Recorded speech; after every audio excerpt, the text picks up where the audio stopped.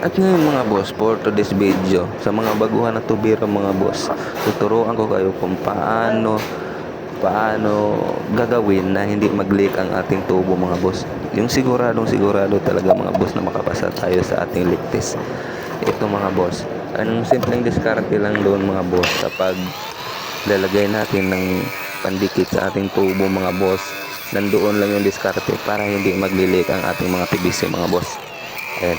Kailangan lang natin gagawin doon mga boss. Makikinig kayo mga boss. Makinig kayo. Kailangan lang gawin natin doon ay kailangan natin ng maraming solvent. Kailangan talaga mga boss pag maglagay tayo ng solvent. Hindi talaga natin titipirin para yung ating mga boss, mga dugtungan natin PVC ay siguradong wala talagang tagas. 100% mga boss. Pasa talaga tayo sa ligtas mga boss. Kita yung mga boss. Yun lang.